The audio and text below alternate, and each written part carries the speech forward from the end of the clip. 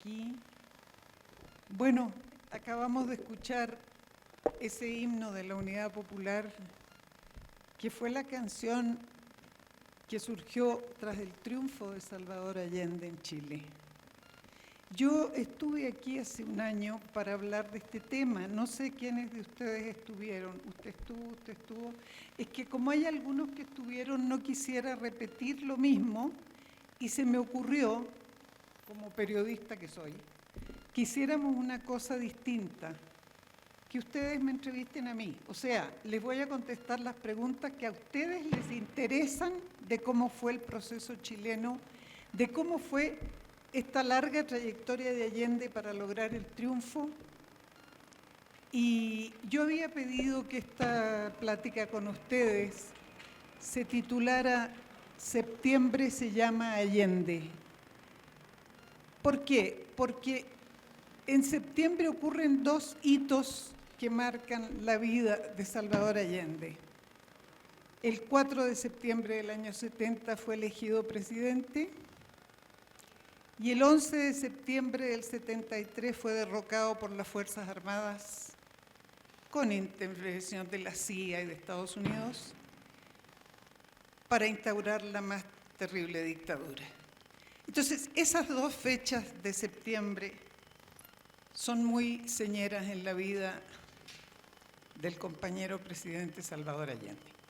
Yo quisiera que ustedes, que están viviendo un proceso tan hermoso en este momento, que tiene ciertas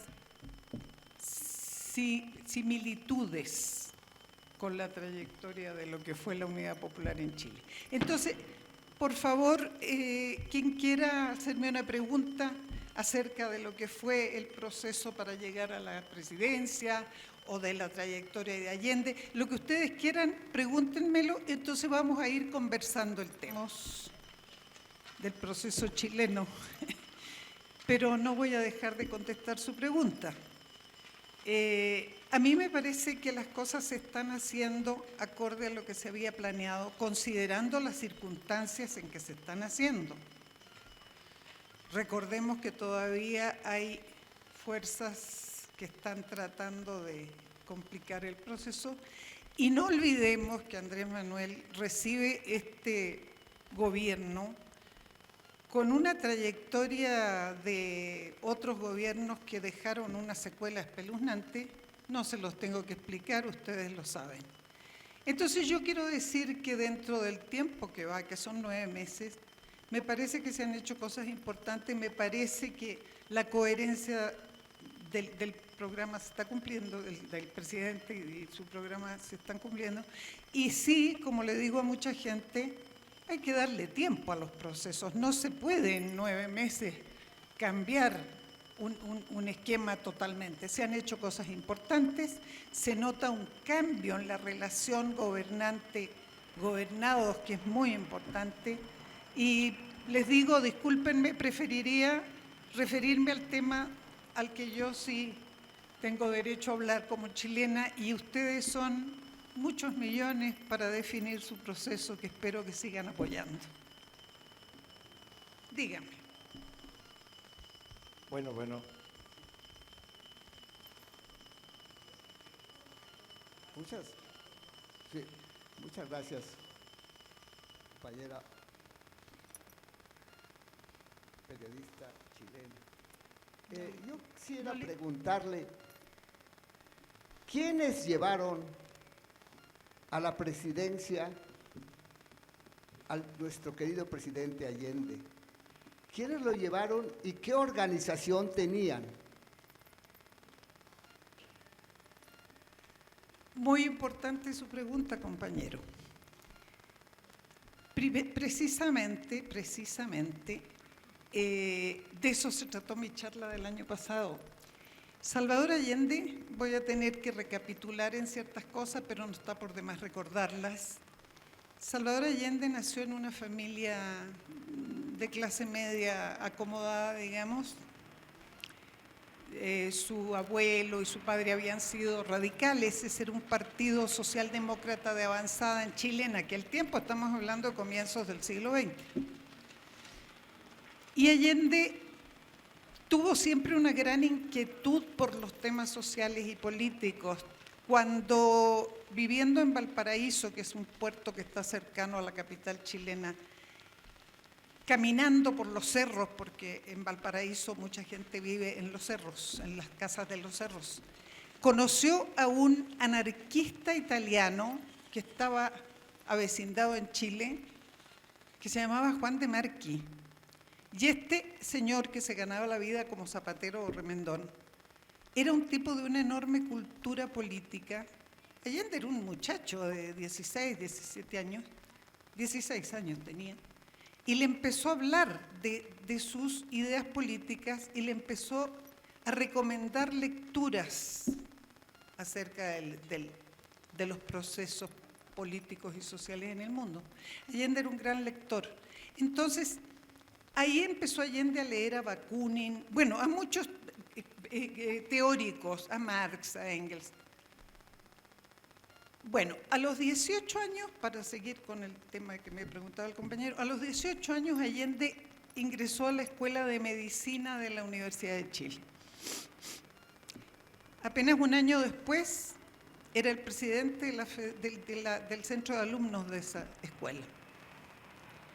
Y poco tiempo después fue el presidente de la Federación de Estudiantes de Chile, de la Federación Total de Estudiantes de Chile, que tenía como sigla FECH. Entonces ahí se fue haciendo conocido Allende. Gobernaba en ese tiempo en Chile poco tiempo después fue esto, él estaba estudiando todavía medicina, cuando empezó a gobernar un militar, no había tomado el poder, había sido elegido por votos, se llamaba Carlos Ibáñez del Campo, que instauró un gobierno represivo de persecución a los sindicatos, de persecución a los homosexuales, en fin, una cantidad de medidas represivas a las que Allende, como estudiante organizado y dirigente, se opuso públicamente. Esto significó que Ibáñez lo hiciera expulsar de la Universidad de Chile. Y Allende además fue encarcelado. Bueno, fue después liberado, siguió el tiempo y en medio de una protesta generalizada, Allende seguía siendo un dirigente estudiantil importante, seguía estudiando, había reingresado a la universidad. En medio de una gran movilización popular el año 1931, Allende tiene que, o el 33, perdónenme si me equivoco en la fecha, fue finalmente la presión popular lo obligó a huir del país, dejando vacante la presidencia. Entonces vino un gobierno de derecha, Allende siguió luchando por lo que creía, lo volvieron a expulsar de la universidad, lo volvieron a encarcelar, pero él seguía siendo un dirigente que planteaba sus ideas de una transformación del país. En 1933 Allende participa con muchas otras personas en la fundación del Partido Socialista de Chile, que fue su partido de toda la vida, que fue en Chile el partido mayoritario de izquierda en la historia, seguido por el Partido Comunista. Pero el Partido Socialista fue el partido mayoritario. Allende fue fundador de ese partido y con otras personas importantes. Y en ese momento lo nombran ya a él secretario general del Partido Socialista en Valparaíso. El gobierno derechista que siguió a Ibáñez lo hizo otra vez expulsar de la universidad, etcétera. Les estoy resumiendo, que es muy larga la historia, pero no les quedó por su calidad estudiantil que permitirle titularse de médico. Entonces Allende siguió como médico titulado trabajando por el socialismo en Chile. Por sus antecedentes políticos, que querían decir que había estado contra Ibáñez y que había estado a favor de los sindicatos, no le dieron trabajo en ningún lugar como médico. Aunque hubiera dos postulantes y él fuera uno y el otro no estuviera calificado, no le daban el lugar. Y aunque no hubiera otros postulantes, tampoco se lo daban. Entonces él dijo, tengo que practicar, tengo que seguir mi profesión y quiero ganarme la vida como profesional que soy, no quiero depender de mis padres. Y como él mismo relata, tuvo que dedicarse a hacer autopsias en el Instituto Médico Legal. Hizo 1.600 autopsias, que era lo único que le permitían hacer, era un médico cirujano. Bueno, ¿qué había pasado? Estaba dándose el germen de los movimientos con la fundación del Partido Socialista, el Partido Comunista ya existía. Empiezan entonces a darse estas posibilidades, digamos, de ampliar la base social para avanzar a una organización que hiciera posible un gobierno que representara al pueblo, a la mayoría de Chile, que había sido siempre gobernada por gente de socialdemócratas, mediocentristas o de derecha. Bueno, sigue entonces Allende su trayectoria. En el año, después como les digo, vienen distintos gobiernos, pero en algún momento triunfa, hubo entre medio un presidente que se murió, hubo que hacer una elección complementaria, etcétera, no los voy a aburrir con eso, no tiene la importancia para esto. Pero Allende, junto a otras organizaciones, ayuda a formar, y esto es muy importante, ayuda a formar con otras fuerzas, ya van formando un núcleo de gente que trabajaba junta. Entonces sigue pasando el tiempo, vienen distintos gobiernos, viene un gobierno, se muere un presidente, viene un gobierno radical que gana con apoyo de los comunistas y no tiene ningún empacho a poco andar, se llamaba Gabriel González Videla, en declarar ilegal al Partido Comunista. Y había ganado con los votos de ellos. Bueno, todo esto pasaba en mi país, desgraciadamente, y todo esto es lo que explica la existencia de Allende, y todo esto es lo que explica la epopeya de Allende. Entonces, en 1951, en vísperas de que iba a haber una elección en 1952, en Chile las elecciones eran cada 6 años, pero si se moría un presidente había un gobierno interino, en fin. Pero en 1952 debía haber una elección presidencial. Y aunque ustedes no lo crean, Ibáñez, que había salido del país arrancando por la protesta popular, regresa como civil, les dije que él era un militar, y dice que quiere postular a la reelección como presidente, que ahora viene como civil, y pone como símbolo de su candidatura una escoba, porque dice que él va a barrer la corrupción y que él va a barrer todo lo malo y que él va a hacer un gobierno espectacular.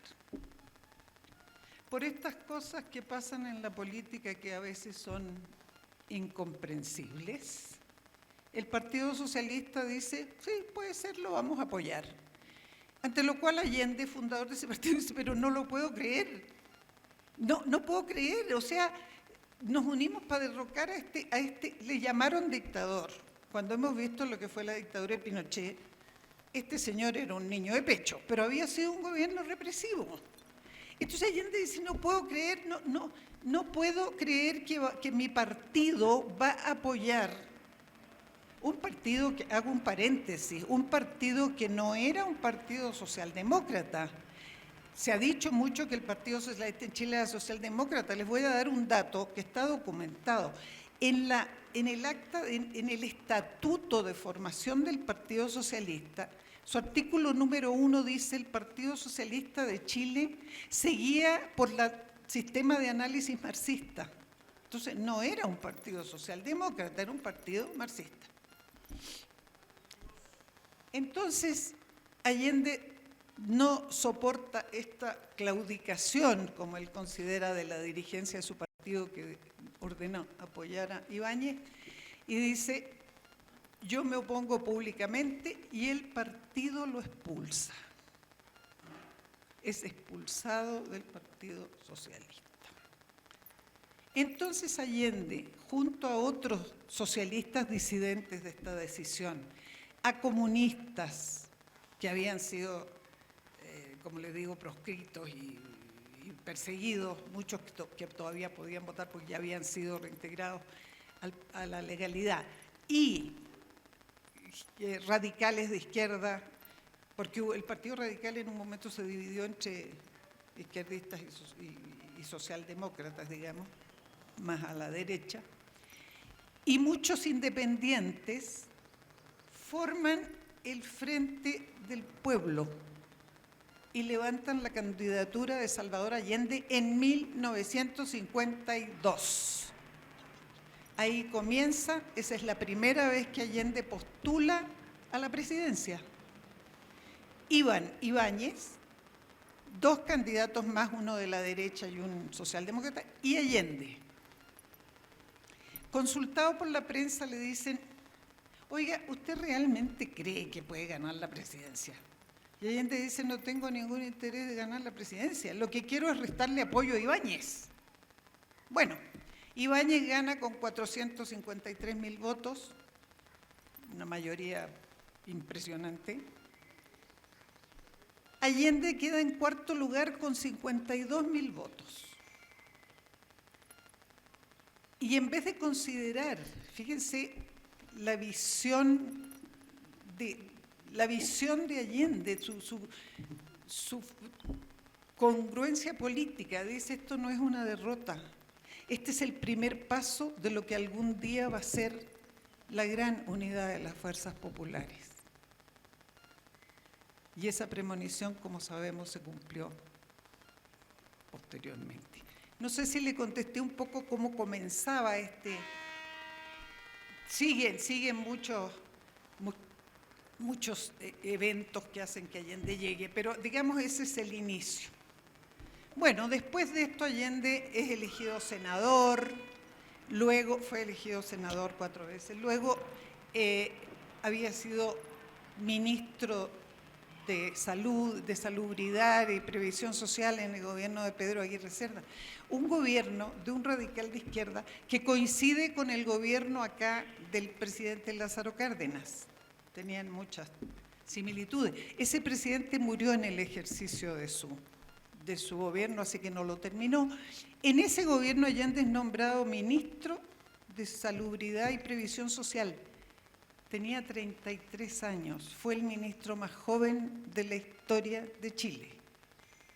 Y él amplía el seguro social, crea leyes para la protección de las madres, etc.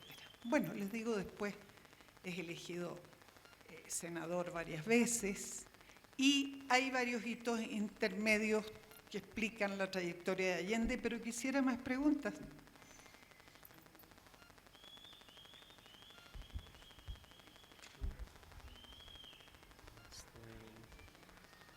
Muy buenos días.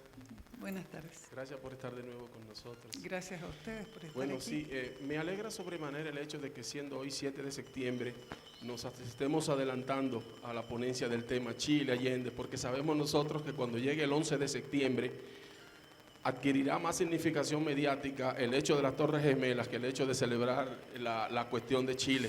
Siempre pasa eso con los medios, de la misma manera en que sucedió con la cobertura que se dio al mismo día en que falleció la princesa Lely Diana, que también coincidió con la muerte de la Madre Teresa de Calcuta. Los medios reseñaron una cosa demasiado y otra muy poco.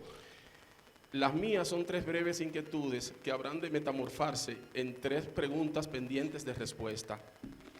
Estas inquietudes mías se enmarcan en el tema Chile Allende y sobre todo se derivan de la ponencia que usted no participara hace alrededor precisamente de un año. Ya lo dijo usted al inicio de su ponencia. Estas inquietudes van en el siguiente orden. Allende Pinochet, como consecuencia del Plan Cóndor, que ojalá le amerite a usted una contextualización histórica de este Allende Pinochet en el marco del Plan Cóndor, porque la historia tiene vocación pedagógica. Y el otro es Chile como proyecto experimental del modelo neoliberal y de la receta de los Chicago Boys, precisamente precisamente a partir de la llegada de Pinochet al poder. A ver, yo les pediría que el tema del golpe lo dejemos para la segunda parte y veamos primero esto que fue la trayectoria de Allende para llegar a la presidencia. ¿Qué es lo que genera el golpe? Porque el gobierno de Allende fue una revolución, aunque hay gente que cree que las revoluciones solamente se hacen con balas, no es cierto. Entonces, veamos después, porque la pregunta suya, compañero, es esto de, con respecto a lo de la prensa y las noticias, sí, eso lo sabemos, están manipuladas, siempre será más importante. Yo precisamente a mi muy estimada colega Carmen Aristegui, la llamé un día a su programa para decirle: Carmen, hoy es 11 de septiembre, has hablado de las Torres Gemelas, ¿y por qué no te acuerdas de Allende? Y me dijo: tienes toda la razón, Carmen no es una mujer que se niegue a la crítica, y la estimo mucho y la considero una gran periodista. Pero sí pasa esto, entonces yo dejaría, eso ya no compete, digamos, al tema chileno. De la caída vamos a hablar luego, y quisiera seguir con las preguntas acerca de este proceso que siguió Allende hasta lograr el triunfo. A ver, en orden tú... Bueno, eso es parte del derrocamiento, pues, compañero.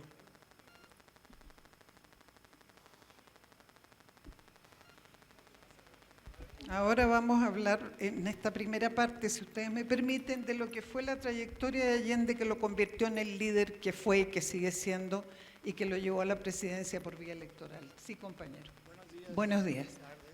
Yo soy Carlos González Márquez, profesor universitario, y pido una disculpa haber llegado tarde. Prenda su micrófono. Sí, lo conozco, usted estuvo el año pasado acá. Estoy muy seguido, pero he estado enfermo, cosas leves. Pero bueno, paso a lo concreto. Yo recuerdo muy bien que el presidente Allende, cuando llegó al poder, cometió un grave error como lo mencionaba Marx, el viejo régimen hay que hacerlo cenizas, y no lo hizo cenizas y luego lo mataron. ¿Por qué lo digo? Porque Andrés Manuel quizá está cometiendo el mismo error, La gente que le da el beso de Judas, que lo atacó 15 días antes del 1 de julio del año pasado, cuando salió presidente por una abrumadora mayoría de más de 30 millones, se la está creyendo y no están invirtiendo. Hay recesión en el país y él cree que van a invertir. No creo yo creo que la historia nos sirve para tomar experiencias. Considero que Andrés Manuel debería ver esos antecedentes, el del glorioso Salvador Allende, para que, como dice el dicho, cuando veas las barbas de tu vecino rasurar, ponte las tuyas a remojar. He dicho. Gracias.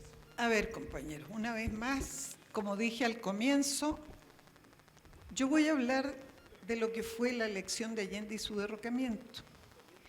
Voy a contestar lo de los métodos para un régimen, pero del tema mexicano ustedes son muchos millones para hablar de ello. No me pidan a mí que defina lo que tiene que hacer Andrés Manuel López Obrador. Con todo respeto le contesto lo de Chile. Sí. Esta es una pregunta, permítame, esta es una pregunta permanente de por qué Allende al llegar no eliminó a la disidencia golpista. Por favor, vamos a ir por partes. Cada país y cada proceso es distinto y tiene que ver con las realidades nacionales. Allende estuvo 44 años recorriendo el país de punta a cabo en cada elección para diputado, para senador. Él fue parlamentario 40 años o 30 y tantos años. Iba a cada lugar y se iba enterando de las particularidades de su país como marxista que era. Porque el marxismo enseña a estudiar las condiciones objetivas y subjetivas. Ya. Chile no era un país que optara por la vía armada. Les hago un recuerdo entre paréntesis. Allende fue elegido por voto popular, lo derrocan los militares. Después de 17 años de dictadura, El pueblo chileno derroca a Pinochet. ¿Cómo? ¿Con armas? Con un lápiz. Fue al plebiscito y votó no. Si eso no es un acto revolucionario, no sé qué es. Porque Allende, con todos sus tanques, con el apoyo de la CIA, con los aviones, convencido del pavor que habían sembrado en 17 años, iba a hacer que la gente no votara no. Se equivocó, pues. Entonces, les cuento, quiero que esto sea una conversación. Cuando yo participé en ir, yo vivía acá, por supuesto, pero iba a Chile desde que me dejaban entrar, estuve 10 años prohibida de entrar. Cuando iba a hacer el plebiscito, yo fui a reportear, pero además a colaborar, a que el plebiscito ganara. Iba yo a las poblaciones marginales, entrevistaba a una dueña de casa, una señora pobre y más todavía empobrecida con la política neoliberal del gobierno de Pinochet. Y le decía, señora, ¿usted va a ir al plebiscito? Sí, tengo que ir, es obligatorio. ¿Y qué va a votar? ¿Va a votar que no? No voy a votar que sí, que continúe Pinochet, porque Pinochet pretendía que con ese plebiscito él pasaba a ser un presidente civil ilegal. Después de 17 años de muerte de todo lo que sabemos. Entonces yo le decía, pero señora, ¿cómo? ¿Usted quiere que siga? No, señorita, yo no quiero que siga, pero no quiero que me maten al único hijo que me queda. Entonces yo le decía, señora, el voto es secreto, no pueden saber por qué no usted vota. Me decía, no, si ya han venido a advertirnos que nos van a controlar el voto con hornos de microondas. O sea, habían ido a decirles con microondas y la señora me decía que con hornos de microondas, la pobre no entendía esto de las tecnologías, le iban a controlar el voto y lo iban a asesinar a su único hijo. Es decir, permítanme decirles que el triunfo del no en Chile, después de 17 años de haber exiliado, asesinado a los dirigentes afuera, los que no estaban muertos, los encarcelamientos, las torturas, las desapariciones, que el pueblo chileno se haya atrevido a ir con un lápiz a decirle no a Pinochet, es una epopeya, porque el miedo no anda en burro. Y la gente tenía todo el derecho de temer represalias. Y este señor, apoyado por la CIA, por Estados Unidos, etcétera, es derrotado con un lápiz. Igual que Allende había ganado e iniciado su revolución con un voto. Esa es la realidad chilena, compañeros. No se pueden extrapolar las cosas. O sea, nunca Allende dijo, llego al poder y elimino a los... No, no se puede. Pero sí había leyes que les iban cercenando el camino a la derecha y que iban concientizando a la gente para avanzar. Y esto, cuando hablemos del golpe, le voy a demostrar hasta qué punto fue efectiva esa posición de Allende de que había que preparar a la gente para avanzar, como lo prometió en su programa, avanzar al socialismo por vía democrática. No es imposible, es marxista pensar que porque no resultó ahí es inviable. No resultó ahí en ese caso y en esas condiciones, pero eso no quiere decir que no es posible. ¿O usted cree, compañero, que era pensable? No le hablo del siglo pasado, le hablo de hace 20 años. ¿Usted cree que era? No, a 30. ¿Usted cree que en Bolivia era pensable que un indígena socialista gobernara? Absolutamente no. Yo fui... Señor, estoy hablando... Es que estamos hablando de cosas distintas, le estoy hablando de la realidad en cada país.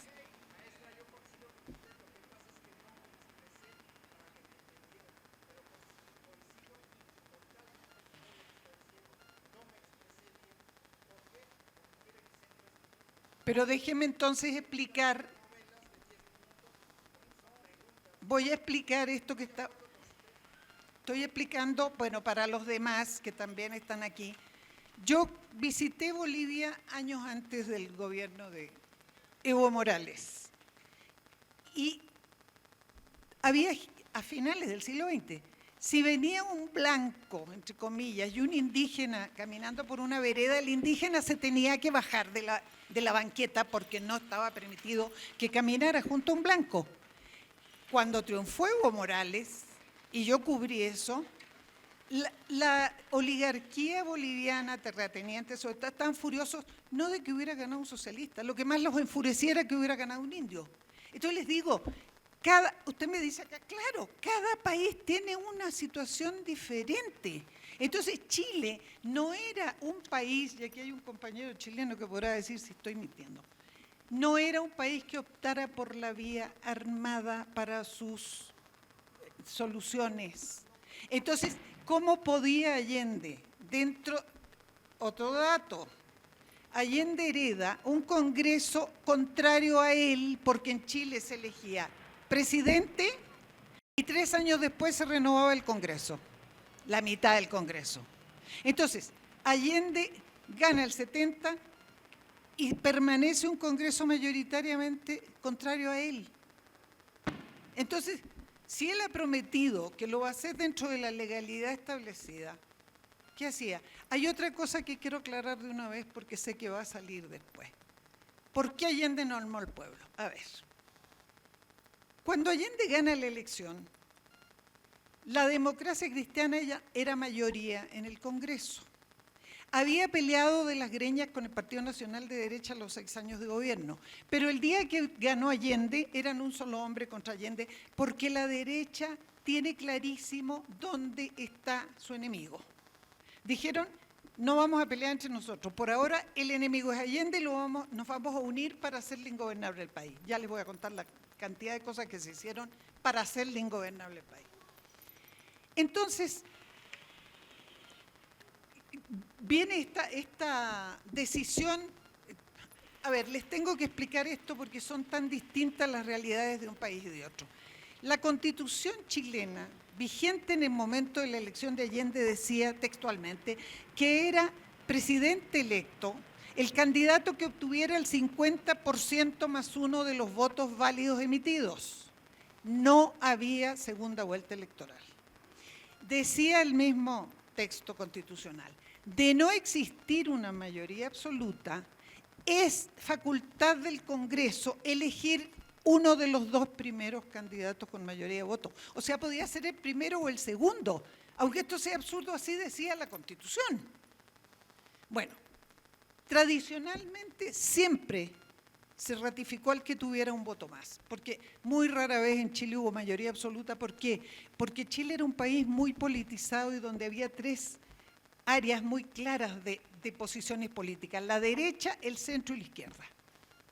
Si usted iba a Chile en los años 50, 60, 40, y hablaba con un taxista, usted iba a saber si era de centro, de derecha o de izquierda, porque como era un país politizado, la gente se expresaba y era muy claro. Siempre, casi siempre, salvo un par de excepciones, fueron a 3 bandas. Entonces era muy difícil que alguien tuviera el 50%, generalmente era 30 y tantos por ciento, 30 y tantos por ciento, 20 y tantos por ciento.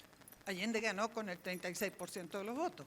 Y había perdido 2 veces antes con el 34% contra Alessandri y perdió por 30.000 votos contra un derechista y aceptó que el Congreso ratificara la primera mayoría, porque así había sido tradicionalmente.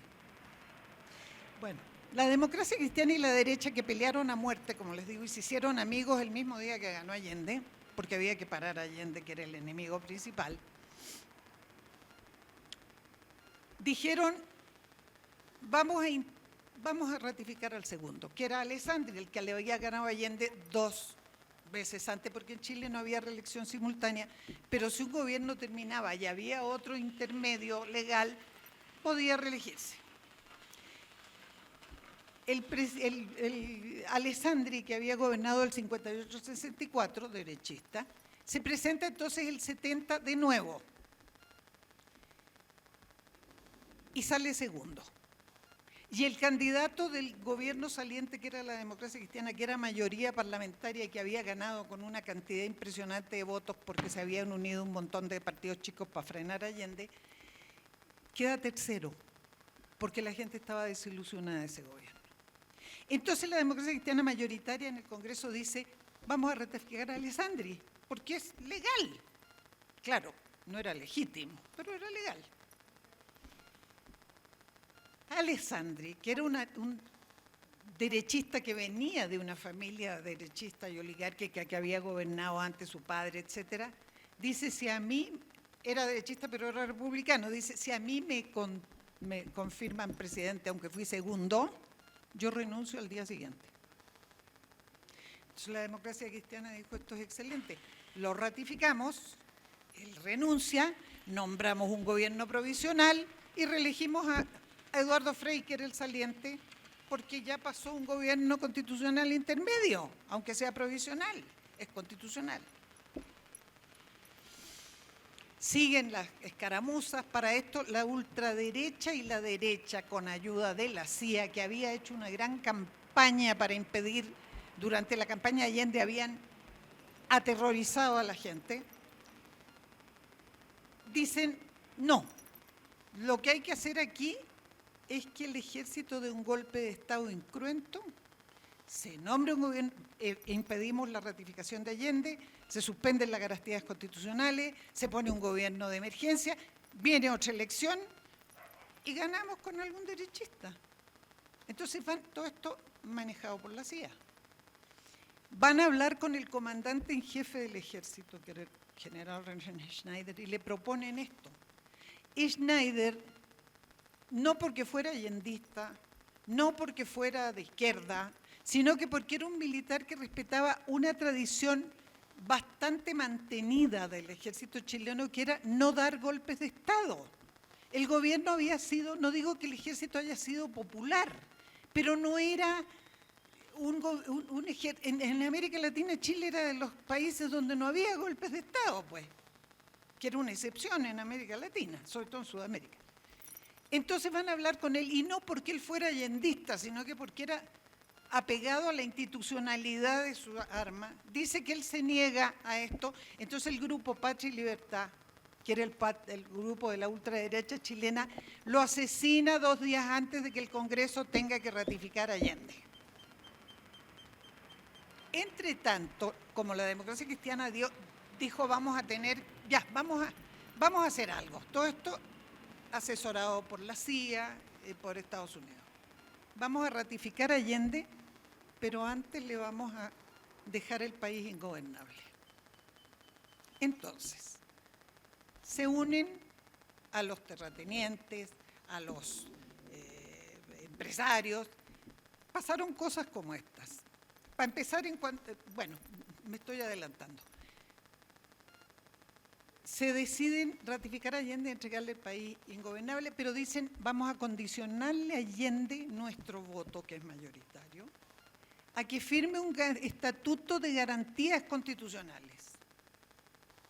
Entonces, le dicen a Allende, mire, lo vamos a ratificar, pero usted va a firmar un estatuto de garantías constitucionales. ¿Qué dicen esas garantías? Que usted va a respetar la Constitución y la ley, que no va a haber persecución política, que va a permitir la libertad de expresión, que no va a politizar la educación pública, que va a permitir el libre culto, una cantidad de cosas de ese tipo.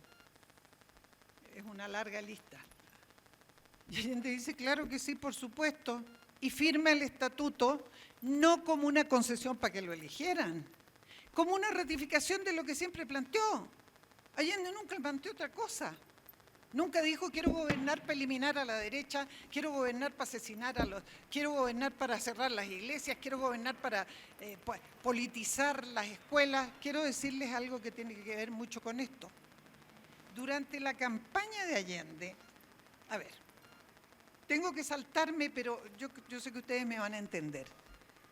Cuando Allende gana el 4 de septiembre con el 36.4 de los votos, Henry Kissinger, secretario de Estado de Richard Nixon, presidente de Estados Unidos, o sea, el canciller cuenta en sus memorias, no lo dice, lo cuenta él, dice, después de la noche del 4 de septiembre, en la Casa Blanca, primero no podíamos creer que hubiera ganado Allende, habíamos destinado millones de dólares a la prensa derechista, a muchos grupos para desestabilizar a Allende. Habíamos ayudado a que hubiera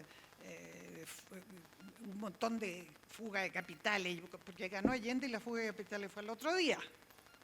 Bueno, después de que ayudamos con todo esto, porque recorrían las casas, grupos de la derecha iban a las casas antes de la elección de Allende y le decían a una señora pobladora, pobre, señora, ¿cuántos son ustedes aquí? Vengo de la Unidad Popular, vengo del grupo Allende. ¿Cuántos son ustedes aquí? Somos 4. ¿Y cuántas camas tiene? 3. Ah, no, aquí caben 2 personas. Anota, 2 personas más. ¿Qué aparatos tiene? Un refrigerador, un radio y una máquina de coser. Bueno, elija entre la máquina de coser y el radio porque todo no lo puede tener. Anota. Decían que iban de parte del comando allendista, por favor, y la ignorancia de la gente y el terror era que iba a ser espantoso el gobierno de Allende. Ahora, la prensa chilena encabezada por el Mercurio inventó toda clase de infundios. Según esto estaba organizado por Fidel Castro. Después una cantidad de mentiras y de calumnias, y luego y con todo respeto lo digo y espero no ofender a nadie, desde los púlpitos de la Iglesia Católica, los sacerdotes advertían de que iba a venir la sovietización, de que esto iba a ser un gobierno ateo y perverso, que le iban a arrancar a los niños a los padres de sus brazos para llevarlos a la Unión Soviética. Una cantidad de cosas espeluznantes que a la gente ignorante le podía mucho, porque perdónenme que les diga con todo respeto que si hay un aliado de la derecha es la ignorancia, porque son más fáciles de manejar. Por eso propician que la gente sea ignorante y no aprenda y no estudie y no conozca teorías. Entonces, claro, leer los libros del socialismo era un pecado. Votar por Allende era un pecado, según la Iglesia Católica. Y la gente lo creía. Chile era un país mayoritario, y creo que sigue siendo un país mayoritariamente católico. Bueno, no tengo que explicarles el poder que ha tenido la Iglesia Católica en la historia del mundo para manejar las políticas de los estados independientes. Bueno, entonces venía, como les digo, esta cosa, y Kissinger dice que a pesar de todo lo que habían hecho, ganó Allende 4 de septiembre, y cuenta Kissinger en sus memorias, y yo tengo ese tomo. Esa noche en la Casa Blanca, el presidente Nixon, fuera de sus casillas, gritaba, me perdonan, esto es lo que dice Kissinger y lo voy a leer como lo escribió Kissinger. Ese hijo de puta de Allende, ese malparido, no puede gobernar Chile. Tenemos que impedirlo a cualquier costo. Y si por alguna razón llega a lograrlo, hay que impedirle gobernar. ¿Sí? Bueno. Entonces, como les digo, en este clima, después de que Allende firma el Estatuto de Garantías Constitucionales, no como concesión, como ratificación de lo que siempre planteó, nunca planteó por eso tenía las diferencias con el movimiento de izquierda revolucionaria, que decía que era una idiotez por vía electoral, teniendo en cuenta otra cosa.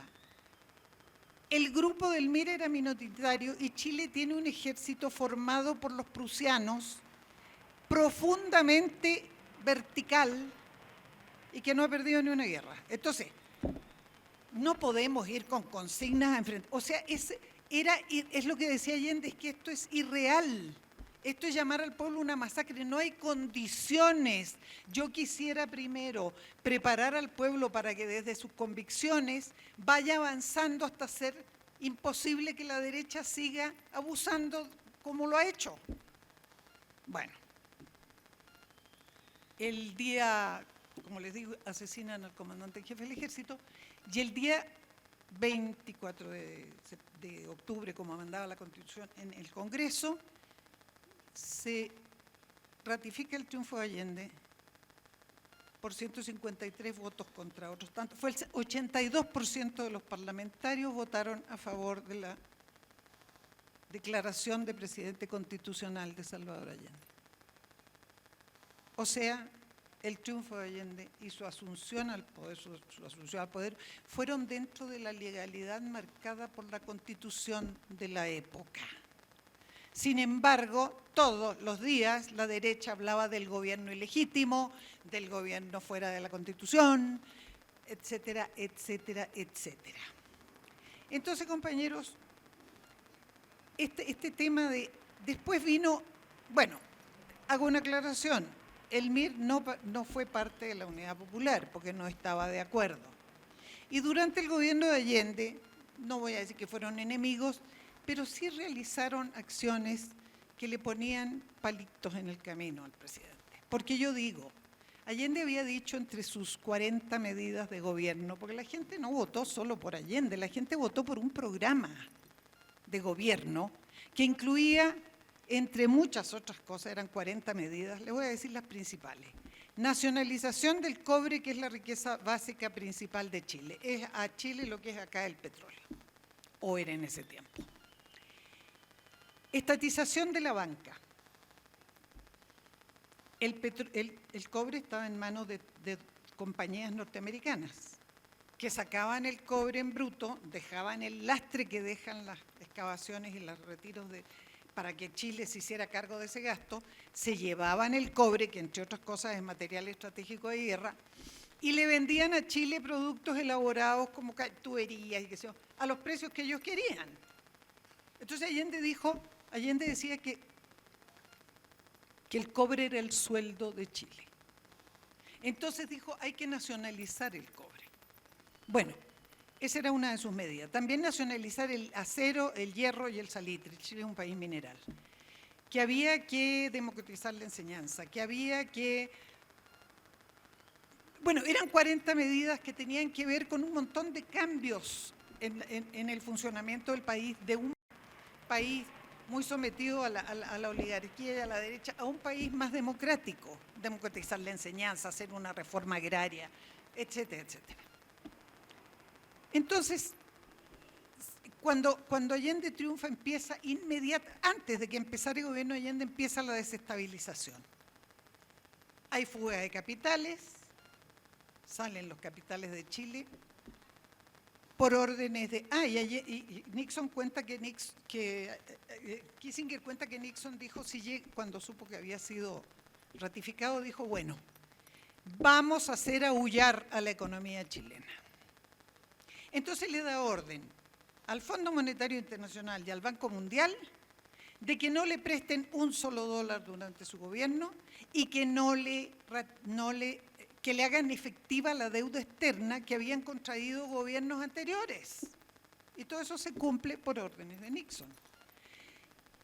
Los terratenientes que sabían que venía una reforma agraria, que eran ganaderos, sacan por los pasos cordilleranos hacia Argentina las reses, las ovejas, las sacaban por miles. Los fabricantes, los productores de productos de ave tiraban los pollos y las gallinas muertas a los ríos o al mar. ¿De qué se trataba? De que Allende recibiera un país ingobernable, con desabastecimiento, sin dinero, con un montón de carencias, para demostrar que la izquierda es incapaz de gobernar bien. Todo esto que les digo me gustaría que lo recordaran muy bien porque tiene mucha lectura para México actualmente. Bueno, siempre hay que decir que la izquierda no es capaz de gobernar. Eso lo estoy oyendo todos los días en las radios. Ustedes lo saben mejor que yo. Bueno, en las radios de aquí. Entonces, el 3 de noviembre, primero el 4 de septiembre, cuando Allende ganó la elección, se reunió en la sede de la Federación de Estudiantes de Chile, que era la FECH, de la cual él había sido presidente 40 años antes. Ahí dio su primer discurso. Y ahí fue cuando dijo que iba a ser muy duro lo que teníamos que enfrentar, pero que el pueblo unido tenía que ser capaz de llevar adelante esa epopeya. Esa noche dijo, el 3 de noviembre, que fue el día que asumió la presidencia, el pueblo entrará conmigo al Palacio de la Moneda. ¿Qué quería decir con eso? No que fuera a entrar todo el mundo al Palacio, que el pueblo iba a ingresar al gobierno de Chile con su representante. Bueno, Allende asume la presidencia y la sedición sigue y sigue y sigue, ya de la manera más escandalosa. Y sin embargo, fíjense ustedes cómo hay que confiar en el pueblo. Mientras avanzaba este gobierno que ganó con el 36% y la sedición era espeluznante, la ultraderecha hacía atentados terroristas, volaban puentes, dinamitaban oleoductos, gasoductos, vías férreas, había paros políticos, paros patronales, bueno, era una cosa espeluznante, todo esto. ¿Y qué hacía el pueblo allendista? Suplir eso con trabajo voluntario. O sea, volaban las vías férreas y entonces para mandar alimentos, que dejo una cosa en claro, el Estado chileno controlaba apenas el 25% de la producción de alimentos, todo lo demás estaba en manos privadas. ¿Cuál fue una de las primeras medidas de la derecha? Esconder los alimentos, pasarlos al mercado negro. Esconder las medicinas, pasarlas al mercado negro, las refacciones, las materias primas. Lo que había dicho Nixon, le vamos a hacer el país ingobernable. Entonces, esto de que haya escasez enfurece a mucha gente que no se da cuenta que no puede ser una decisión del gobierno que haya. O sea, tendría que ser un gobierno muy imbécil para producir desabastecimiento para que lo derroten. Entonces, para que llegaran, por ejemplo, Chile tiene en el norte el desierto más grande del mundo, para que llegaran los productos a los lugares más lejanos, había que contar con camiones que eran de un gremio patronal de derecha. Hicieron un paro en octubre del 72, de un mes, para que ni siquiera esos productos de Estado llegaran. ¿Qué hacíamos? Yo era estudiante universitaria. Yo estaba estudiando periodismo en la Universidad de Chile. Nosotros, los estudiantes allendistas, hacíamos turnos junto con profesionales patriotas para cargar trenes del Estado, cuando había vía férrea, o para que llegaran estos productos al resto del país. La derecha no solo hizo un paro de camiones, bloqueaban los caminos para que otros vehículos no lo pudieran suplir. En esas condiciones gobernaba Allende. Y con todo esto que les digo, que es mucho más amplio, venía, como les dije, se tenía que renovar el Congreso en marzo del 73. Había habido escasez de alimentos, había habido todo lo que les cuento y que es mucho más. Y entonces dijo la derecha, ahora ganamos el Congreso y les terminamos lo declaramos inconstitucional al presidente con mayoría absoluta. Bueno, resulta que cuando Allende ganó con el Partido Comunista, Socialista, Radical, Independientes de Izquierda y una escisión de la democracia cristiana, que era el partido gobernante en ese momento, que se llamó MAPU, Movimiento de Acción Popular Unitaria, MAPU. A poco andar del gobierno de Allende, otra escisión del partido de Frei, de Demócrata Cristiano, se fue a la Unidad Popular, que fue la izquierda cristiana. Entonces, al contrario de otros gobiernos, Allende iba aumentando la base votante. O sea, en vez de que el gobierno con todos estos sabotajes fuera perdiendo apoyo, iba ganando apoyo. Entonces viene la elección de marzo del 73, donde el plan de la derecha era ganar mayoría absoluta, acusar constitucionalmente a Allende, destituirlo y sacarlo luego. Allende había ganado con el 36.3% de los votos. En la elección de marzo del 73, la Unidad Popular llega al 44.5% de los votos, 8% más que lo que tuvo en la elección presidencial. Es la primera vez en la historia política de Chile que un partido en el gobierno, que un presidente en el gobierno aumenta su apoyo popular, su apoyo votante, y no ha habido otra ocasión. Entonces, les digo, esto seguía avanzando y Kissinger nuevamente cuenta, bueno, cuando vimos que con todo lo que habíamos hecho, con todo el dinero que aportábamos, con toda la ayuda de la CIA, con todo esto, no logramos lo que queríamos, esto está perdido, porque si esto sigue así y Allende sigue tomando, la Unidad Popular sigue teniendo apoyo, el 76, cuando haya que elegir un presidente, van a elegir otro socialista y eso no lo podemos permitir. Y cuenta con todo desparpajo que ese día dijeron hay que empezar a implementar el golpe por vía armada, no hay otra solución. Bueno, Cuando Allende era candidato, la derecha mandó a hacer unos pósters donde se veía el Palacio de la Moneda, el Palacio rodeado de tanques rusos. Porque eso era lo que iba a hacer Allende, llamar a los rusos para que reprimieran a la gente y lo protegieran, y el que no estuviera de acuerdo iba a ser asesinado por los militares rusos que iba a contratar a Allende. O sea, ya de veras, demencial. Bueno, no está por demás recordar que sí rodearon los tanques La Moneda, pero no fueron rusos, fueron tanques chilenos que el 11 de septiembre fueron a exigir la renuncia del presidente Allende. Allende había dicho, ante la sedición, dijo muy claramente, yo no voy a renunciar, yo voy a pagar la lealtad del pueblo con mi vida.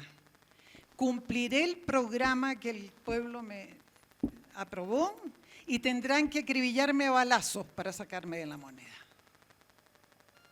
¿Perdón? Póngalo. No el del 11, sino el de esto. No, el del 11 es después. Bueno, entonces, como les digo, hay muchas más cosas. Por eso les decía, yo quisiera preguntas de ustedes, porque yo este tema me lo conozco dormida, pero sé que hay cosas que ustedes no tienen totalmente claras. Pregúntenme lo que quieran, entrevístenme a mí.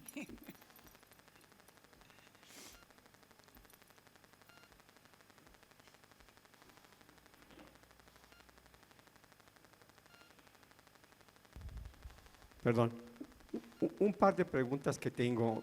Primero, usted habló acerca de la ignorancia de la gente en Chile. ¿Qué clase de educación estaba en la campaña de Allende, en el tiempo de las campañas, antes de llegar a ser presidente? Y si la Constitución declaraba la educación como responsabilidad del Estado o no. ¿Y qué dirigencia o qué inducción había en la educación? ¿Y la otra pregunta? No, esa es. Eso. Mire, claro, la Constitución decía que era obligación del Estado ofrecer educación pública, primaria, secundaria y universitaria, y así fue. Yo estudié en la Universidad de Chile y solo pagué cada año una simbólica matrícula. Eso se acabó con la dictadura. Toda la educación se privatizó. Ahora, en cuanto a la ignorancia, sí, las escuelas enseñaban matemáticas, ciencias, pero no enseñaban teoría política. Y esto, la tradición de que hubieran gobernado las derechas y el catolicismo de la mayoría del pueblo hacía creer que estos anuncios eran ciertos, que el socialismo era ateo y perverso, que se iban a llevar a los niños, que iban a fusilar al que pensara distinto. O sea, hablo de la ignorancia en ese sentido. Allende recorrió el país explicando, por eso iba ganando adeptos, pero obviamente no los pudo ganar a todos. Es decir, llegó a tener el 44% del país, compañero, no es poco decir. Bueno, entonces, como les digo,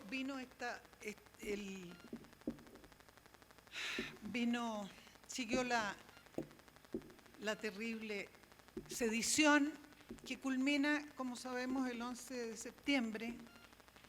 Había habido una arremetida de la derecha contra el general Carlos Prats, que era el comandante en jefe del ejército, que también, como era guiado por la tradición de la Constitución, no era allendista, pero no estaba contra el gobierno, o sea, estaba en su papel de garantizar la paz nacional, digamos, dentro de las leyes. La derecha lo empezó a atacar. Iban a su casa y le tiraban plumas para decirle que era un gallina porque no hacía levantarse al ejército contra Allende. La derecha chilena es terrorífica, pero terrorífica. Entonces, había una gran conmoción y poco antes de, por julio, si mal no recuerdo, un general, un fulano del ejército medio loco, reúne a unos cuantos compañeros y van a tratar de llegar a la moneda para pedir la renuncia de Allende. Él por sus pistolas con unos grupos, no era una cosa de la institución como tal. Allende llama al general Prats, ahí está el que le tiraban las plumas. Prats desde los balcones de la moneda les habla y para este golpe y este general es tomado preso. Ese acto fallido fue en realidad un ensayo general para ver quiénes dentro del ejército estaban y quiénes no por el golpe. Bueno, en este clima, el general Prats renuncia al ejército y le dice a Allende, renuncio porque no quiero ser un factor de división en mi institución. Poco antes de septiembre, en agosto. Y Allende le dice, ¿a quién pongo en su lugar, general? Y el general Prats le dice, mire, presidente, yo creo que debe poner a Augusto Pinochet. Le voy a decir por qué. No es brillante, pero es leal. Es lo que él creía sanamente, porque Pinochet fue muy hipócrita, fue muy civilino. Allende le hace caso y lo nombra comandante en jefe.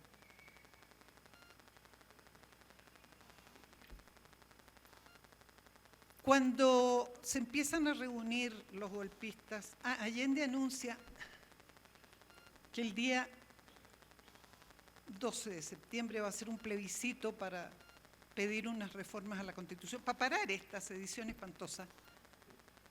Y entonces adelantan el golpe al 11. Entonces se juntan para esto en Valparaíso, que es este puerto cercano a Santiago, está a 1 hora y media de Santiago. Había barcos de la Unitas Quinta. Ya sabemos lo que es la Unitas Quinta, ¿verdad? Son estos barcos que manda la inteligencia norteamericana militar a ciertos lugares que hay que desestabilizar y que hay que... Bueno, estaban ahí los barcos de la Unitas Quinta en Valparaíso. Se juntan los comandantes en jefe, o sea, el nuevo el de la aviación, Gustavo Lee Guzmán, el de la Marina, Merino, y un director general de Carabineros para decidir que hay que darle un golpe a Allende. El de Carabineros no acepta y entonces lo reemplazan por Mendoza, por otro fulano. Y Pinochet no estaba participando de eso todavía. Entonces van en el fin de semana, porque el golpe fue un martes, a hablar con Pinochet, estos que ya estaban conjurados, y le dicen, mira, Allende lo vamos a derrocar y vamos a dar un golpe el 11. Tú sabrás si entras o no entras, pero contigo o sin ti lo vamos a dar. Y Pinochet decía, es que, bueno, no sé, estaba dudoso. No crean ustedes que por lealtad a Allende, porque pensaba que en la misma campaña del terror que habían hecho de que nosotros teníamos al pueblo armado hasta los dientes, si fallaba el golpe, lo podían matar, pero finalmente le dicen contigo o sin ti. Y a última hora acepta. Y después del golpe se atribuye el honor, entre comillas, de que él empezó a planear el golpe el día que ganó Allende. Como si eso fuera realmente para estar orgulloso, pero eso lo inventa porque no es cierto. Bueno, el 11 de septiembre sabemos, el 10 de septiembre le avisan a Allende que está empezando el golpe en el puerto de Valparaíso, que se ven movimientos raros. Allende manda a llamar a Pinochet, en el que confiaba por lo que le había recomendado el general Prats. Pinochet llega y le dice, no se preocupe, hay algunos que están, pero no se preocupe, váyase tempranito a la moneda y yo lo apoyo. Al día siguiente Allende se va a la moneda, poco después la moneda es rodeada de tanques y le avisan a Allende que tiene que renunciar. Y Allende les dice que no va a renunciar. Entonces llaman, todo esto está grabado, hay documentos de esto, llama a uno de los... Para esto Pinochet se ha ido al regimiento de alta montaña en la cordillera. O sea, si falla yo me paso a Argentina. Este valiente defensor de la democracia chilena, este pelele, bueno. Entonces lo llama uno de sus mandados ahí y le dice, oiga, Allende dice que no va a renunciar. Y está la grabación donde Pinochet le dice, ofrézcanle un avión para que se vaya a Cuba, y en el camino el avión se cae. O sea, se trataba de eliminar a Allende de cualquier manera, en el aire, en la moneda o donde fuera. Esa era la consigna. Allende había que matarlo. Bueno, como ustedes saben, viene una amenaza de bombardear el Palacio de la Moneda. O sea, la Fuerza Aérea Chilena decide bombardear el Palacio de Gobierno con el presidente constitucional adentro.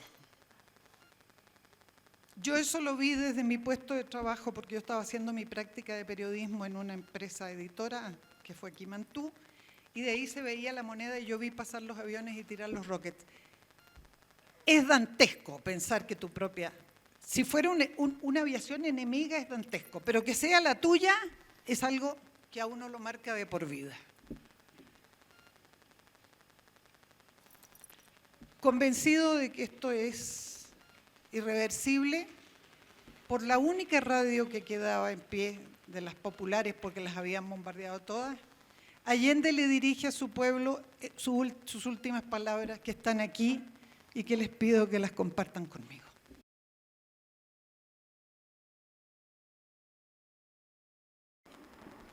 Así termina Allende su gloriosa trayectoria, cumpliendo su palabra,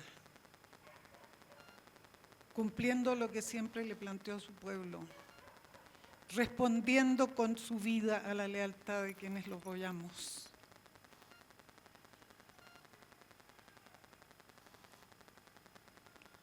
La pequeñez de sus detractores no pudo opacarlo.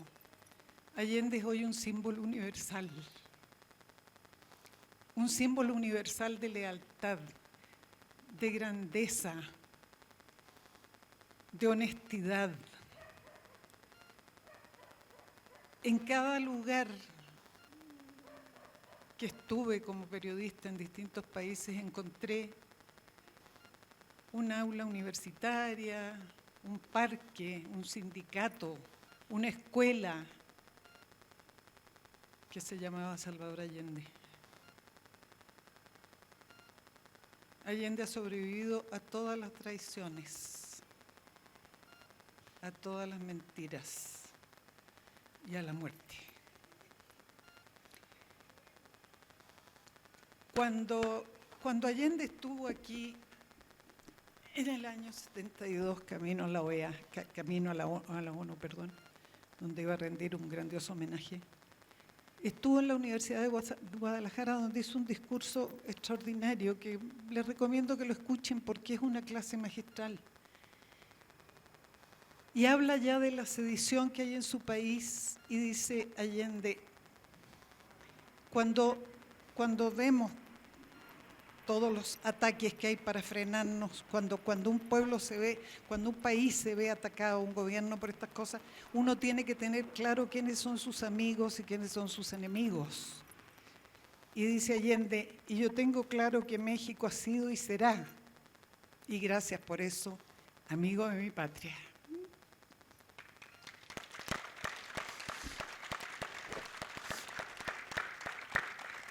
Precisamente quiero agregarles a ustedes que para mí es muy significativo compartir con ustedes esto. Yo soy una allendista convencida. Yo soy una allendista absolutamente convencida. Allende es mi guía, es mi maestro. De él aprendí y sigo aprendiendo lo que sé de política y de ideologías y de decencia política. Entonces, quiero agradecer a mí, este país, cuando el mío me negó estar allá, me recibió con mis 4 hijos y me ha permitido seguir siendo yo, sin pedirme que deje de decir lo que pienso, y me ha permitido poder decir ante ustedes y agradecerles que me permiten, una vez más, compartirles mi enorme orgullo de ser allendista.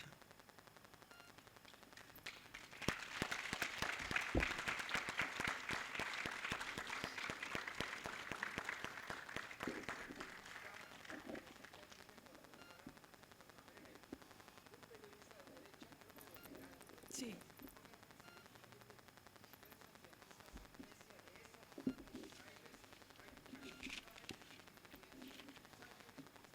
Sí, sí.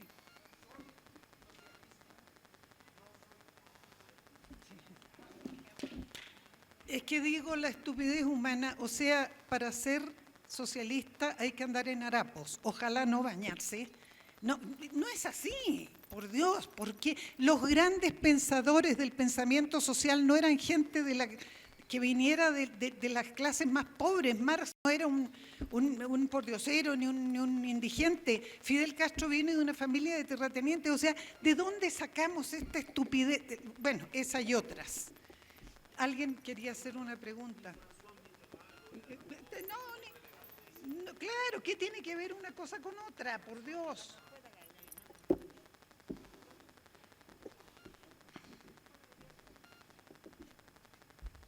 Sí, buenos días, porque todavía es de día, ¿verdad?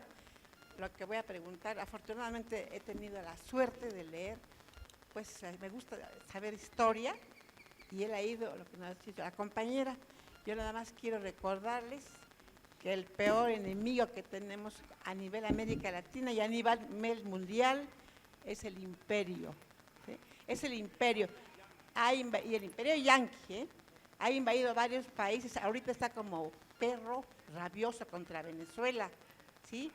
Y lo que dice la compañera, los barcos que llevan medicina, que llevan alimentos, los está boicoteando Estados Unidos para que Venezuela no tenga supuestamente de comer, la gente se enferme. Afortunadamente eso es una gran mentira. Venezuela tiene dignidad como otros muchos países, y que no se nos olvide que debemos tener memoria histórica, que nuestro peor enemigo, ¿sí?, son los yanquis. No hablo de los gringos, hablo del gobierno yanqui. Como ven, no pregunto, ¿sí? Simplemente hago que tengamos memoria histórica. Gracias. Clarísima, y te felicito que seas allendista. Y somos todos allendistas, así como somos casi todos chavistas también, compañeros. Y fidelistas. Bueno, como dijo la compañera Xochitl, el enemigo principal es el imperialismo yanqui de toda la humanidad. Después de la Segunda Guerra Mundial ya tiene 20 millones de muertos, un poco menos de la mitad de los que murieron en esa guerra, empezando por Corea y terminando por qué voy a contar, porque tendría todo el día aquí, de las inhumanidades que hizo esos tipos. No tienen nada más que la pretensión de apoderarse de todo el mundo. Ahora bien, compañeros, no puedo hablar mucho, hacer una pregunta a la compañera. El asunto es hubo un paralelismo tremendo entre lo que pasó en Chile y lo que pasa ahora en Venezuela, con la diferencia, compañeros, que esto lleva ya 18 años desde el golpe de Estado del 2002. Pero hay una diferencia que por las condiciones, como bien dijo la compañera, no había, como decía el MIR, vamos a la lucha armada. No hay condiciones, no había condiciones para la lucha armada, por supuesto. Las fuerzas demostraron lo que fueron las Fuerzas Armadas pinochetistas, que todavía lo siguen siendo, compañeros. ¿Verdad que sí, compañera? Bueno, así es. Entonces hay una diferencia fundamental. La visión que tuvo el compañero Hugo Chávez Frías, la transformación total de las Fuerzas Armadas en ser, para defender de la doctrina seguridad nacional, una doctrina bolivariana de defensa. Por ahora, eso no ha podido el imperialismo yanqui en todos estos 20 casi años derrotar a el pueblo venezolano y la revolución bolivariana. Eso es lo que pudo hacer por las condiciones que tuvo Chávez y no las tuvo el Salvador Allende. Exactamente. Porque muchos dicen, no, debería armado al pueblo, no había condiciones para eso, con un ejército pretórico.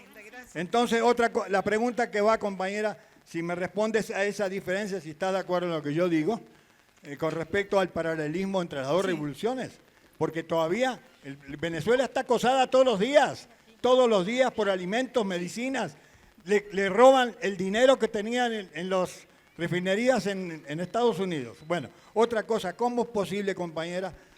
Por ejemplo, acá está la Asociación Salvador Allende, hace años, y tiene un criterio, digamos, allendista. ¿Y cómo es posible que en Chile, inclusive una compañera del Partido Comunista, Camila Vallejo, criticando y diciendo que es una dictadura Venezuela, una compañera que era un elogio tremendo del Partido Comunista, tuvo que salir el secretario general a arrepentir esto? La hija de Allende, en contra, favor del imperialismo para agredir a Venezuela. Entonces, ¿cómo es posible ese cambio que hay, compañera, en Chile? El asunto del Partido Socialista, no son allendistas, están a favor del imperialismo, compañeros. Porque estar contra Venezuela, estar a favor del imperialismo, no queda otra. Gracias. Me extendí un poquito. Bueno, a ver, en el caso de Chávez. Sí. Gracias.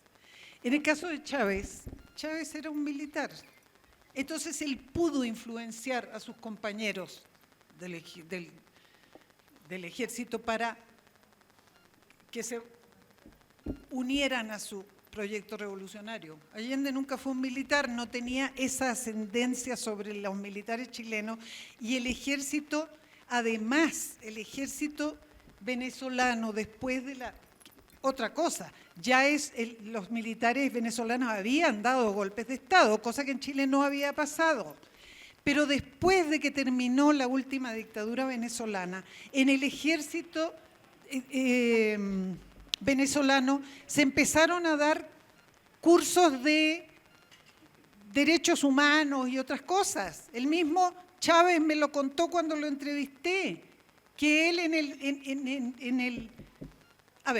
cuando él estaba en la academia para hacerse militar, lo hacían estudiar ciencias sociales y derechos humanos porque había habido un cambio en ese ejército.